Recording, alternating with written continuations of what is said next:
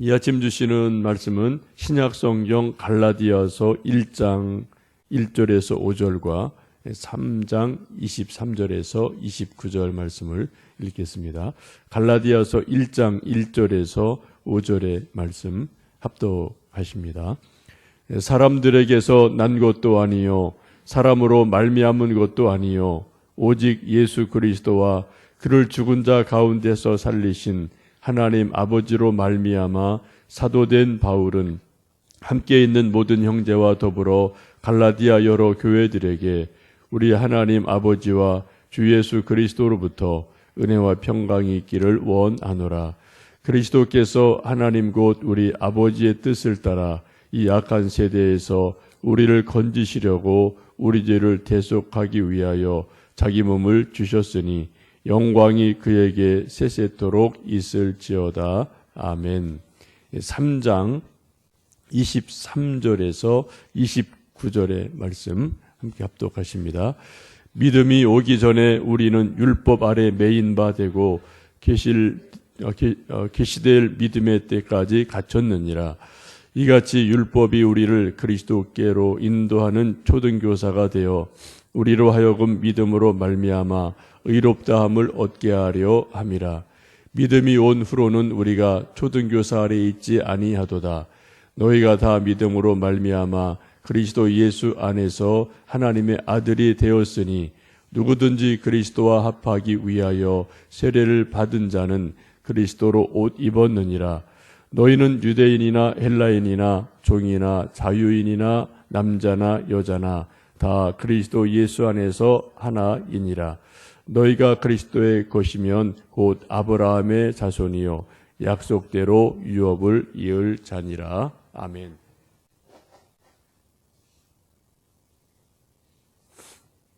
오늘부터 이제 갈라디아서 말씀을 읽게 되십니다.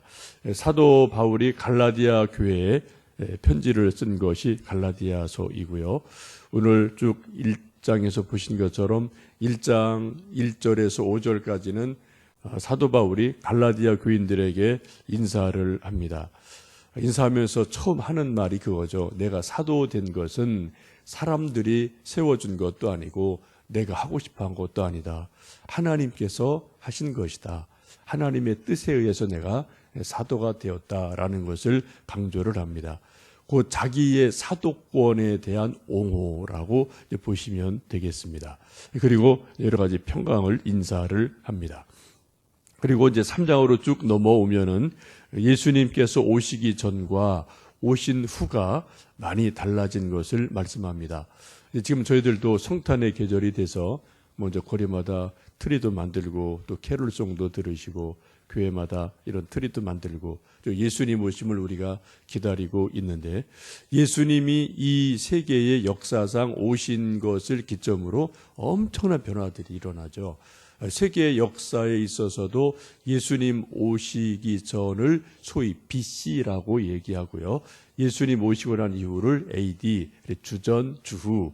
세계 역사의 분주령이 바로 다른 어떤 사건이 아니고요. 예수님의 탄생을 기점으로 해서 주전, 주후 이렇게 나누는 것을 보게 됩니다. 이것은 한 개개인에게도 마찬가지입니다. 예수님 오시기 전, 예수님 믿기 전과 예수님 믿은 후가 완전히 한 개인의 인생이 달라지는 것도 봅니다.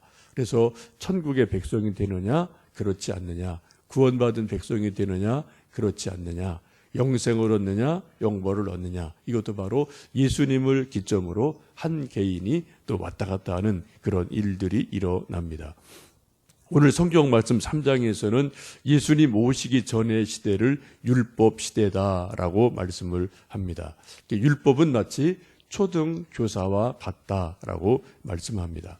옛날 개역 성경을 보시면 이 초등교사를 이제 몽학 선생으로 번역을 했는데 저는 몽학 선생이라는 말이 더 좀 뉘앙스가 더 이렇게 다가오는 게 있습니다.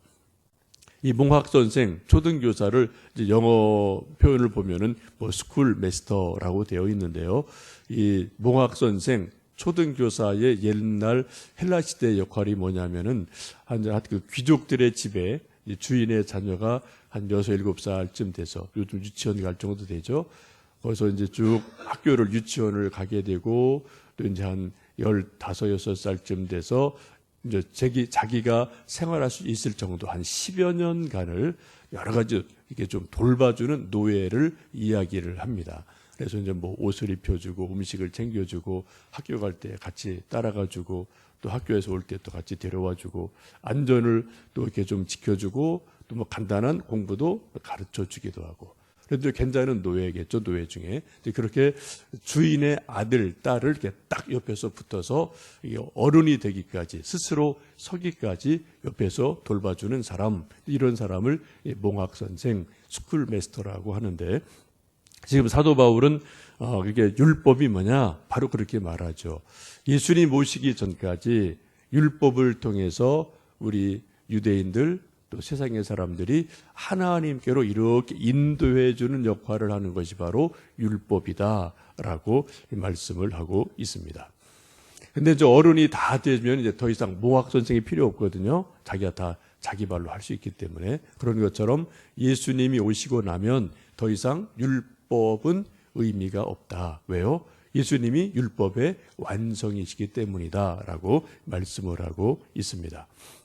그래서 이제 예수님 오신 이후에는 율법에 연연하지 말고 예수님을 믿으라. 또 예수님을 또 덧입어라 라고 말씀을 합니다. 오늘 말씀 보시면은 27절, 3장 27절에 그렇게 말씀하죠. 우리 한번 25절, 26절, 27절 말씀 읽어 보시겠습니다. 믿음이 온 후로는 우리가 초등교사 아래 있지 아니하도다. 너희가 다 믿음으로 말미암아 그리스도 예수 안에서 하나님의 아들이 되었으니 누구든지 그리스도와 합하기 위하여 세례를 받은 자는 그리스도로 옷 입었느니라. 아멘. 지금 말씀하기를 몽학선생 율법이 있을 때까지는 율법의 역할이 있었지만 그러나 예수님 오신 후로는 다 믿음 아래에 있어서 하나님의 아들이 되었다라고 말씀해요. 그리고 이제 뭡니까? 이제로부터는 예수님 오신 이후부터는 그리스도와 합하기 위해서 세례를 받은 사람은 그리스도로 옷 입어라라고 말씀을 합니다. 사도 바울은 세례를 뭐라고 그래요? 그리스도를 옷 입은 것이다라고 말씀을 하고 있습니다. 그래서 이렇게 같이 예수님을 옷 입은 사람은, 세례 받은 사람은 유대인이나 헬라인이나 남자나 여자나 다 하나님 안에서 하나다, 한 형제다, 자매다라고 말씀을 합니다. 지금 우리 갈라디아서 3장에서 사도 바울이 말씀하는 것은 율법 이전은 그냥 율법의 어떤 도움을 받았지만 예수님 오신 이후에는 율법은 더 이상 필요하지 않다. 예수님에게 집중해라. 예수님을 옷 입어라 라고 말씀을 합니다. 요즘도 이 말씀은 뭐 동일하게 유효하죠. 우리가 예수님 믿는 게 뭐냐? 한마디로 그리스도를 덧입는 것이다 라고 분명히 성경은 이 말씀을 하고 있습니다. 예수님 탄생 이후에 2000년 기독교 역사에 있어서 예수님을 가장 닮은 사람이 누구냐? 그런 이제 질문들을 뭐 신학자들이나 이제 목회자들이 가끔 하고 또 연구를 할 때가 있는데요. 그것은 아마 거의 그런 것 같아요. 세계적으로 예수님 오신 이후에 예수님을 가장 닮은 사람 1순위가 소위 성 프란치스코라는 이제 그러한 분을 다 손을 꼽습니다. 그분에 대한 책이 이제 몇 권 있는데요. 저도 이제 몇 년 전에 어디 목회와 신학에 서평할 게 있어서 가난한 마음과 결혼한 성자라는 책을 제가 좀 읽어본 적이 있는데 좀 꼼꼼히 좀 읽어봤어요. 서평을 하기 때문에 아주 좋은 책으로 지금도 기억을 하고 여러 가지 그 이제 성 프란치스코의 생애를 이제 또 현대적으로 재해석한 그런 아주 좋은 책으로 기억이 됩니다.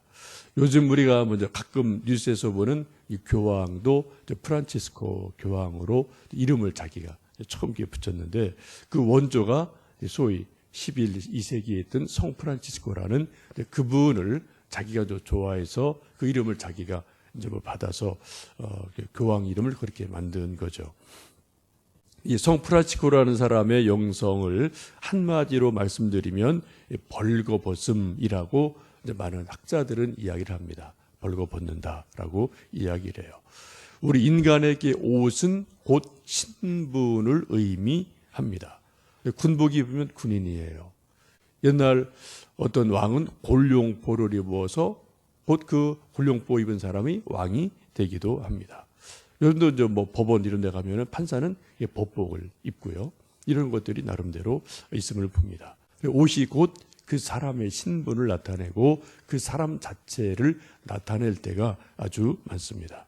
그래서 우리 사람들이 특별한 옷을 입었을 때는 그 사람의 신분, 계급, 권위가 딱 그대로 옷을 통해서 나타나지만 옷을 다 벗어버리면은 뭐 그 사람이 그 사람인 거죠. 그래서 뭐 소위 이제 은퇴를 했다, 뭐 이렇게 되면은 옷을 벗었다 이렇게 말을 하기도 하지 않습니까? 민간인이 되면 뭐 다 거기서 똑같은 사람이죠. 옛날 하나회라는 군 내에 특별한 조직이 있었고 우리나라의 뭐 중요한 이런저런 역할을 나름대로 한 그런 군인들인데 김영삼 대통령이 대통령 되자마자 한 일이 하나의 장성들 옷을 뭐 전격적으로 옷을 다 벗겨버린 그런 사건이 있었음을 우리가 잘 알고 있고 그로 인해서 이제 어떤 군부로부터 문민정부가 시작되는 중요한 기점이 옷 벗기는 거예요. 군인들 옷 딱 벗기니까 뭐 꼼짝 못하고 그냥 평민으로 돌아가서 여러 가지 우리 역사에 또 나름 중요한 의미들을 준 것도 우리가 기억을 합니다. 우리 인간에게 옷을 입는 것, 옷을 벗는 것은 아주 중요합니다. 어떻게 보면 우리 인생이 계속 공부하고 또 뭐를 하고 열심히 하는 것도 소위 출세한다는 것도 쉽게 말씀드리면 더 좋은 옷 입는 거예요. 그죠? 더 높은 계급장, 더 좋은 옷, 더 그럴듯한 옷을 입기 위해서 우리 자녀들이 열심히 공부를 하고 이건 뭐 긍정적이고 아주 좋은 일임에 틀림이 없습니다. 근데 성 프란치스코라는 사람의 생애를 보면은 그분은 이제 역설적으로 반대로 자기 옷을 자꾸 벗는 것이 예수님을 닮아가는 것, 또 성 프란치스코의 어떤 그 영성으로 나타납니다. 그분의 생애를 보면 이제 3번의 옷을 벗음을 실제적이고 또 상징적인 사건이 있었는데요. 그래서 청년 때 한번 하나님의 특별한 기도 중에 어떤 감동을 받아 계시를 받아서 성당 이렇게 무너지는 것을 좀 고쳐야지 해서 자기 돈이 없으니까 아버지가 꽤 잘 살았거든요. 그래서 이제 아버지 돈을 몰래 가져다가 하여튼 이렇게 신부님한테 이제 이렇게 헌금을 해요. 근데 아버지가 나중에 알아요. 이제 막 노발대발해서 주교를 찾아가서 우리 아들도 내놓고 돈도 내놓으셔 하고 막 윽박을 지르니까 그때 아주 이제 곤란하죠. 신부는 이제 모르고 받은 거고. 근데 그 중간에서 이제 이 아들 성 프란치스코가 아주 갈등을 하다 그때 아주 중요한 결단을 합니다. 근데 갑자기 사람이 다 있는 자리에서 옷을 다 홀라랑 벗고요. 그리고 알몸이 돼서 아버지한테 옷을 다 이제 벗어놓은 옷을 드리면서 아버지께서 나에게 주신 옷은 이제 다 오늘로 돌려드립니다. 나는 이제 벌거숭이 됐습니다. 나는 하나님께로 돌아갑니다. 이런 말을 해요. 그때 이제 주교가 자기 가운으로 다 이렇게 이제 벌거벗은 성 프란치스코 이렇게 감싸주는 그러한 일이 있는데 이것은 뭐 아주 중요한 의미를 갖죠. 이제 더 이상 나는 육신의 아버지에게 속하지 않았습니다. 난 이제부터는 하나님 아버지께로 이제 귀순합니다. 그런 의미를 갖게 되는 중요한 일이 되죠. 요즘은 그런 일이 없습니다만 아마 한 20년 전만 해도 가끔 북한에서 어떻게 잘못 내려왔던 사람이 또 어떻게 이제 북한으로 돌아가는 일이 가끔 있었어요. 그때 판문점을 통해서 이제 쭉 다시 돌아가게 되는데 우리가 좀 나름대로 뭐 양복도 입혀주고 뭐 좋은 옷도 다 입혀주면은 그 친구들 뭐예요? 판문점 딱 넘어가면 하는 일이 뭡니까? 옷 이거 다 벗는 거예요. 그죠? 휙 던지고 간다고요. 사회주의 사람이기 때문에 자본주의 물 안 들었다는 거죠. 그들 입고 하면 자기가 어떻게 될지 모르니까 그냥 옷 다 훌라랑 다 벗고 그냥 팬티 바람으로 그냥 넘어가는 그런 일을 여러분 뭐 옛날 보신 기억이 좀 나실지 모르겠어요. 그거예요.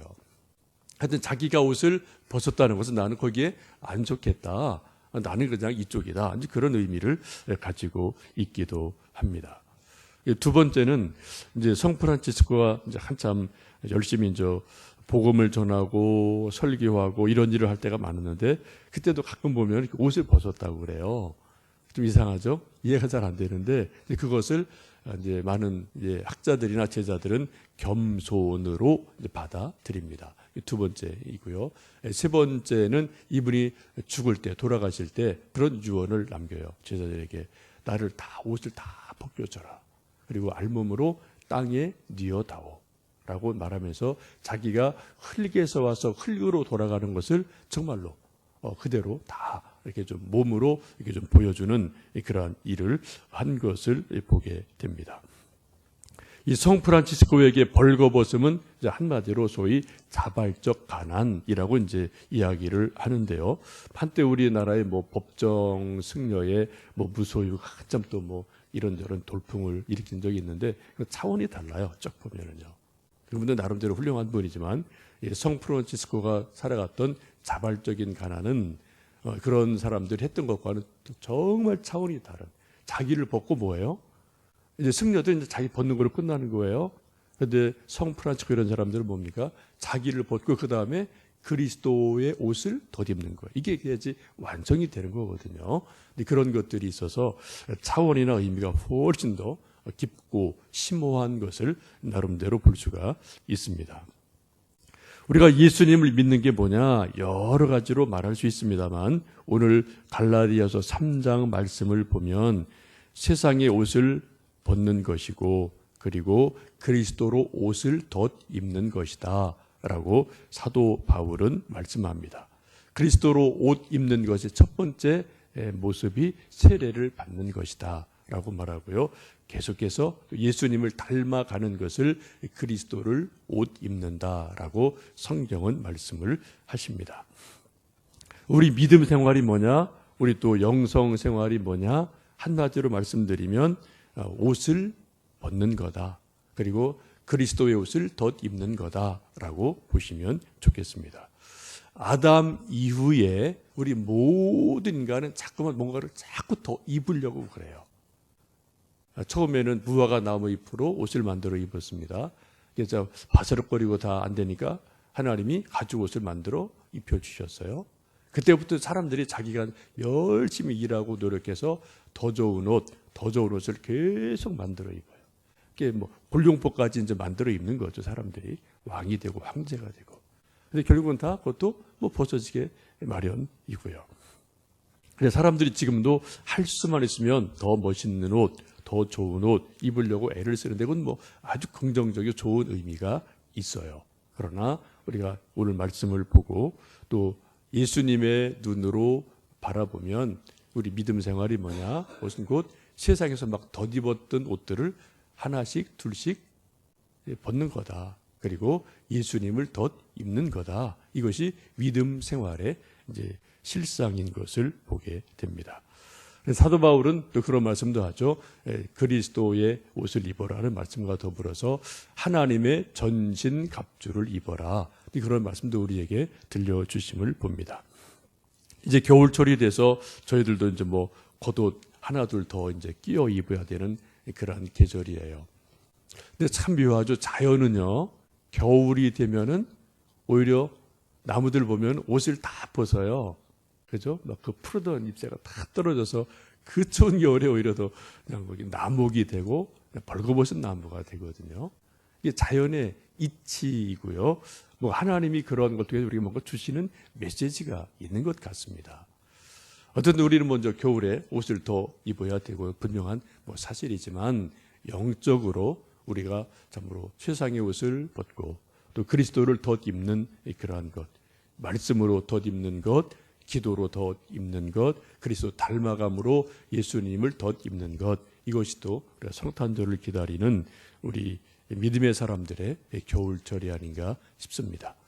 겨울철 건강 조심하시고요. 또 그리스도를 덧 입는 하루하루 되신 은혜가 넘쳐나시기를 간절히 원합니다. 기도하겠습니다.